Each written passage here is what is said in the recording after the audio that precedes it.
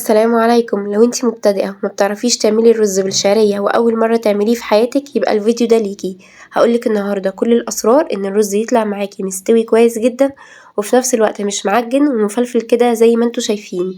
في حلة سخنة على النار بضيف حوالي كده 3-4 معالق من الزيت. الكمية دي انا هعمل 1.5 كيلو من الرز، وبنزل عليهم بمعلقة كبيرة من السمنة زي ما انتوا شايفين كده، ويفضل ان هي تكون سمنة بلدي. لو مش متاح هتستخدموا اي نوع سمنة.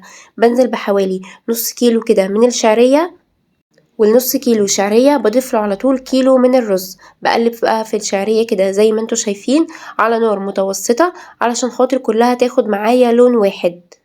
فمهم جدا ان ايدي تكون فيها كده على طول بتقلب فيها باستمرار علشان خاطر مفيش واحدة تاخد لون اكتر من التانية او يكون في واحدة لسه ما خدتش نفس اللون. فبقلب بقى فيها كده على طول. بتاخد معاكم حوالي من 3 دقايق ل4 دقايق، مش اكتر من كده. كل ما كانت معانا الشعرية اكتر من الرز بتديني طعم حلو قوي للرز بالشعرية.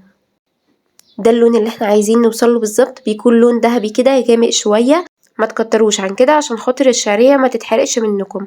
على طول بقى بنزل بالرز وبهدي كده النار شوية علشان خاطر اعرف اشوح الرز مع الشعرية اكتر والشعرية ما تاخدش منكم لون زيادة. وزي ما قلت لكم لكيلو الرز بضيف له نص كيلو شعرية، ولو هعمل نص كيلو رز بضيف له ربع كيلو شعرية عشان خاطر كمية الرز تبقى مظبوطة معايا مع كمية الشعرية. وبقلب بقى كويس جدا كده وبشوحهم مع بعض. والخطوة دي مهمة جدا ان انتوا تشوحوا الرز مع الشعرية لمدة لا تقل عن 3 دقايق لحد ما الرز يفلفل معايا كده ويكون فيه بعض الحبات بتاعتي كده بقت بيضة كده. خلاص يبقى الرز اتشوح معايا. بضيف حوالي بقى كده 2 من ورق اللورة بتنقل معاكم الطعم في حتة تانية خالص. كده خلاص الرز جاهز معايا واتشوح معايا تماما.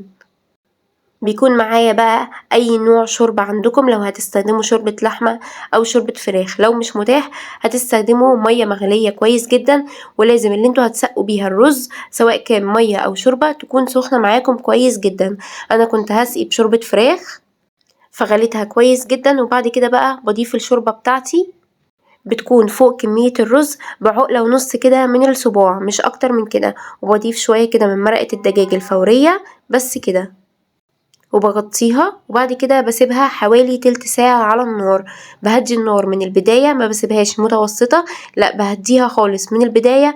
وبعد تلت ساعة كده بفتح عليها واقلب كده تقلبتين، وبعد كده بسيبه كمان 5 دقايق كده بديله تقلبتين من فوق لتحت كده. بيكون جاهز معايا بقى ومفلفل بالشكل الخطير اللي انتوا شايفينه ده.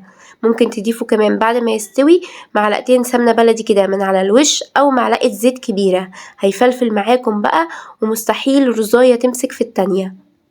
شكله حلو جدا وطعمه كمان احلى من شكله.